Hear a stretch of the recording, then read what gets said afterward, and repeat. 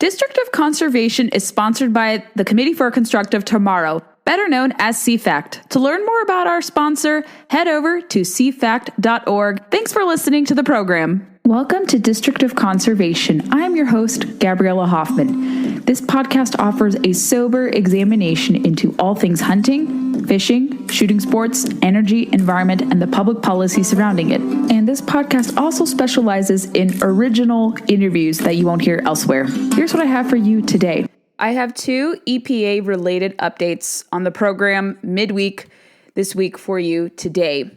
First, I will talk about the president signing into law a congressional resolution of disapproval revoking the Biden-Harris EPA waiver, which gave a Clean Air Act exemption to California to implement their own EV mandates, which yoked in 17 states in the District of Columbia to force manufacturers to produce 100% electric vehicles by 2035. And I'll talk briefly about my visit to the EPA yesterday about another rule change proposal regarding Clean Power Plan 2.0. As it relates to the first update, this was unsurprising to see, and this is actually being celebrated across partisan lines. EV mandates, no matter how much gaslighting we heard from the Biden-Harris administration, are extremely unpopular. And are we seeing states and Americans widely adopting electric vehicles, trading in their gas-powered cars? The public polling is kind of mixed in terms of support for EV adoption. Polls have showed across the years that sure, Americans are open to it, but would they personally purchase one?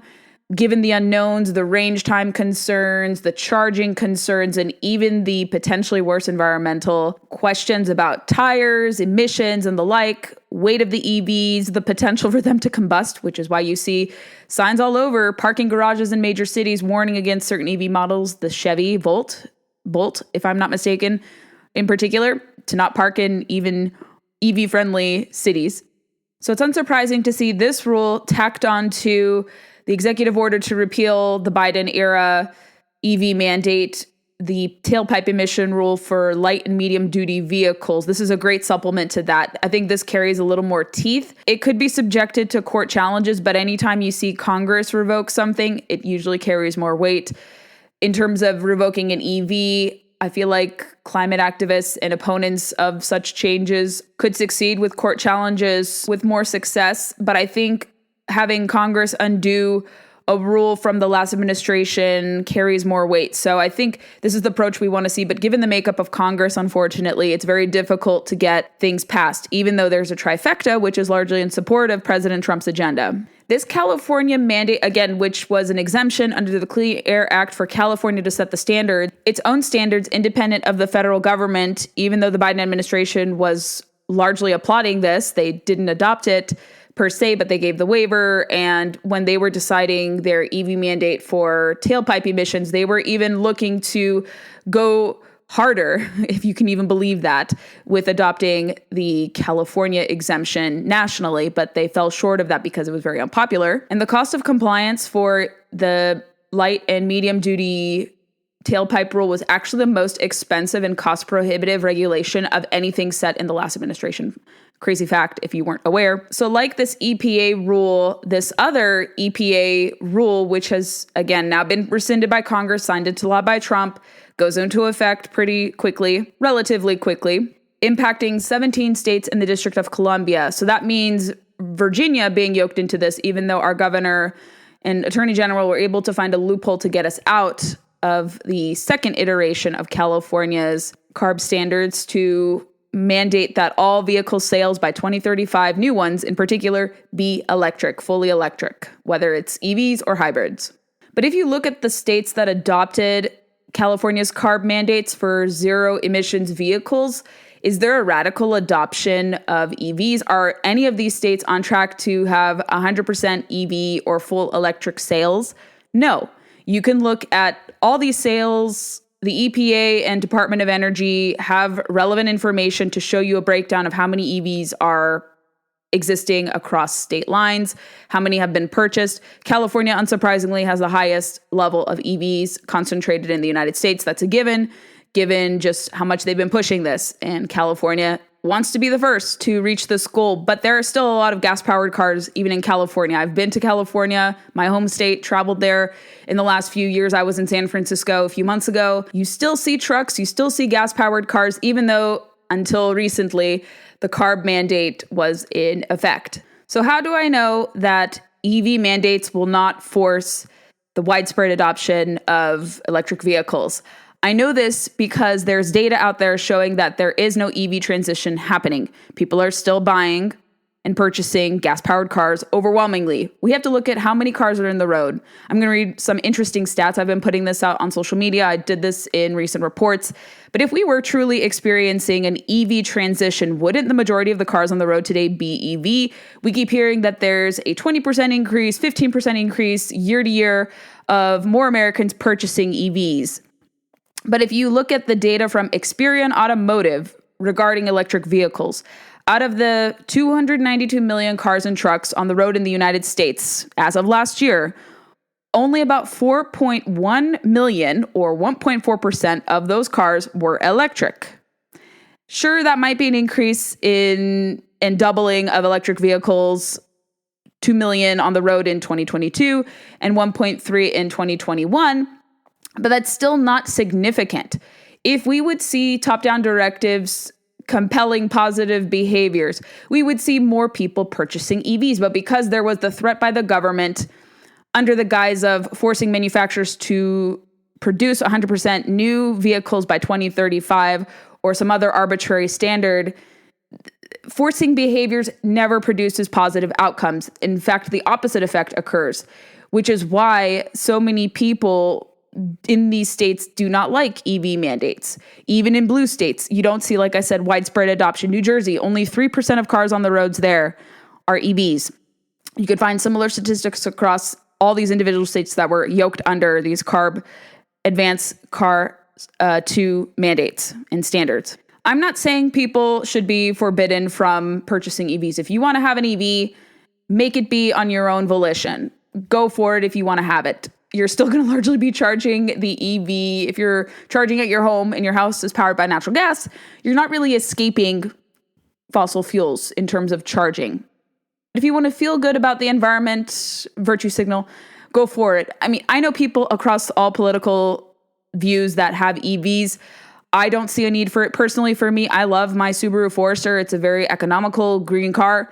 I get great mileage. I don't have to worry about charging it. I don't have to worry about filling up my gas tank more than 5 or so minutes. It's very efficient for me. It's great for long hauls. And I'm not alone in this thinking. The majority of Americans agree with this too, even if they're not talking to pollsters or communicating their views. And this was not only terrible from the manufacturer's side of things. That's why everyone who has common sense could see that even though the burden was going to be placed on manufacturers, the manufacturers are going to pass those limited choices with fewer gas-powered cars sold and made onto consumers. That's just the law of economics, however you cut it. So I welcome this move. It was great that even Democrats joined Republicans in Congress to repeal this. EV mandates are extremely unpopular. People like consumer choices.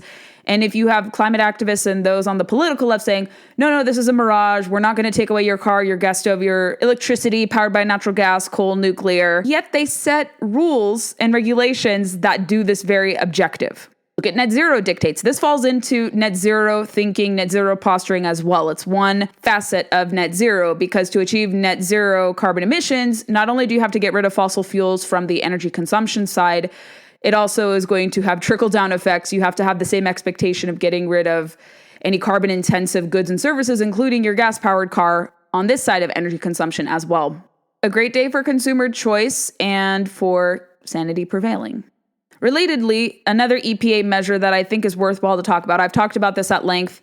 This goes into the greater concerns about electricity demand too, which is why I think this is welcomed. It shouldn't be partisan to keep reliable plants open, but for some reason it has been made a partisan issue. I will say, however you feel about AI data centers, whether or not you support them, you're concerned about how much energy they'll consume. I think within the next 5 to 10 years, they might eat up 10% of electricity usage in this country, electricity demand. They are saving grace because people realize that to supply reliable power, you need reliable energy sources that are not working part-time intermittent or feel-good sources that promise to be green but can't deliver when they are incorporated into the grid, such as solar and wind. And I know I rail against solar and wind, forgive me for that, but the more you study it, their footprint, their inefficiencies, the fact that they are weather dependent and can't function without proper storage and backup that is largely from fossil fuels, mind you, you see the need to keep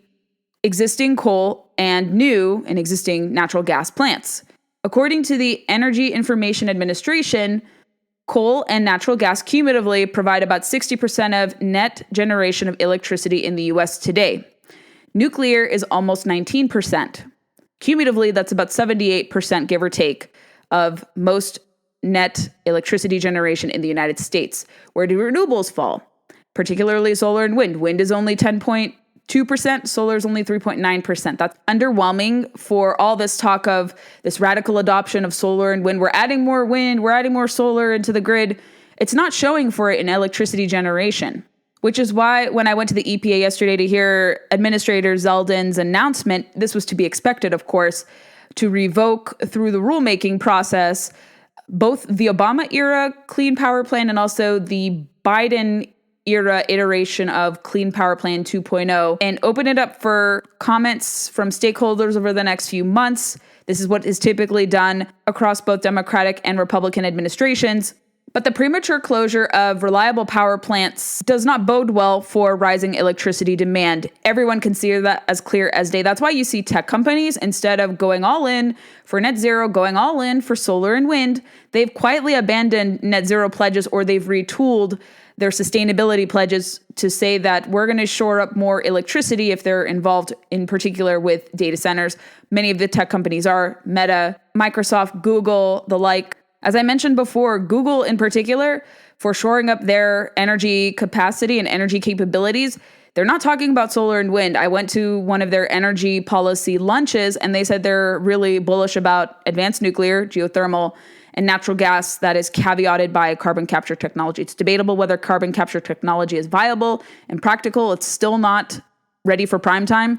I don't think you need to necessarily worry about that. I don't know why there's that sticking point, because natural gas is clean in its own right. But you see that similar transition away from net zero dictates and posturing even across very climate-centered tech companies, or formerly climate bullish, climate believing tech companies, because they realize that supply must keep up with demand. You need to have reliable baseload dispatchable power, not part-time sources, to meet this growing need. And the administrator agrees with that as well. And like I said, right now, you look at this electricity mix, I mentioned it for you. The government website shows this. You want to study about generation, capacity factors. You don't need to know what these terms mean. I'll explain them for you here. But to understand how electricity functions and how our energy mix works, you need to understand these terms of electricity generation, capacity factors, intermittency, reliability. And you look to see like what sources are the most reliable and dependable, even with storage. Nuclear comes out at top. About 93% of the year, it operates optimally. Then you have geothermal. I believe natural gas comes afterwards, hydropower, coal, and the like. And at the bottom are wind and solar, the least dependable sources out there, no matter how you swing it. I'll include a chart in the show notes for you, which contextualizes this very simply. The previous administration and many conglomerates have operated under this notion of energy scarcity, that we have to prioritize lowering our carbon emissions, which is a noble goal, and you can naturally do that without the heavy hand of government, as we saw the last administration doing, because these forceful dictates and mandates often lead to a diminishing quality of life and lack of human flourishing. And we've seen this across all different aspects of conservation, energy production, and the like, that we're told we have to sacrifice manifold to achieve a clean environment. We have to reduce our reliance on coal, natural gas, oil, and even nuclear, because that's what nature wants us to do. You similarly see that we have to reduce our consumption and so-called exploitation of public lands with respect to going to national parks, going hunting, going fishing, going camping, in order to promote biodiversity and to see species restoration and rehabilitation. That extreme way of thinking is not conservation. It's preservation, radical rewilding, and it's unacceptable. That's why I think energy abundance, which does incorporate reliable, dispatchable power, including controversial ones like coal and natural gas, but they shouldn't be controversial. That's what the public thinks, but they're not. You see utility operators who also get the blame for rising energy costs, but they're having to adjust their prices according to bad policy making. For instance, let's look at the summer reliability assessment of the North American Electric Reliability Corporation. They're a pretty serious outfit. They're not political one way or another. Dated May 14th, 2025. Record load growth, high temperatures expected to strain the grid this summer. Load growth is expected to drive higher peak demand this summer and could strain resources in some areas during certain periods. Aggregated peak demand is forecast to increase across all 23 assessment areas by 10 gigawatts, more than double the increase from 2023 to 2024. New data centers, electrification, and industrial activities are contributing to higher demand forecasts. While all areas are projected to have adequate sources for normal summer conditions, above normal electricity demand, periods of low wind and solar output, and area-wide heat events that disrupt available transfers and generator availability could leave system operators short on supply in risk areas, the assessment finds. New resource additions, primarily solar and some batteries, are helping to meet surging load growth. And here's the caveat. However, these additions are offset by ongoing generator retirements and introduce more complexity and energy limitations into the resource mix. So NERC even says and reports that premature retirement of reliable plants, coal, natural gas, could add to these woes in the summer. This administration is not going to be closing down any plants. They're actually rehabilitating a lot of recently closed plants, even in nuclear.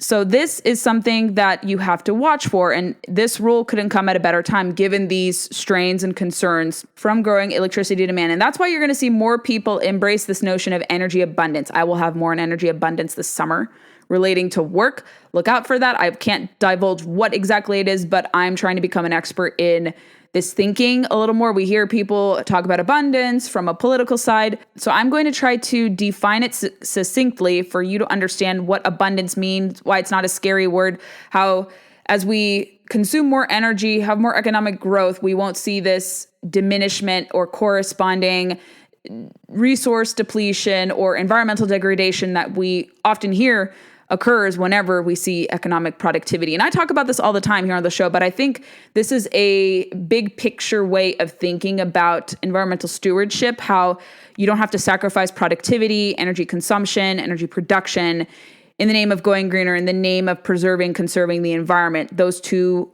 thinkings are not at odds with one another. They're not mutually exclusive. And I think this is a very cohesive way to explain what that is under the banner of energy abundance. So look out for that soon. I think this rule will be very interesting. I'm going to definitely be weighing comments in my professional capacity, but I've written about this extensively. And you read this in news reports that AI data centers are not going to be running on solar and wind. They're going to be running primarily on natural gas, especially natural gas. Nuclear, if we can get more reactors built and constructed in a timely fashion, and even coal. Coal still has a place and might be used, especially in Virginia, where coal is still a pretty major player here in our energy mix. A little diminished because of overregulation and perhaps the transition to natural gas because it is a little more dependable, but coal still has a lot of value. But coal is even going to be integral to AI data centers. And that is why you see this proposed rule change out there. So if you want to learn more about the update, I will include it in the show notes. It was very cool to go to EPA. I'd actually never gone to EPA. I've been to Department of Interior during the first Trump administration. I haven't gone to Department of Energy yet. I expect more visits to these departments in the coming months.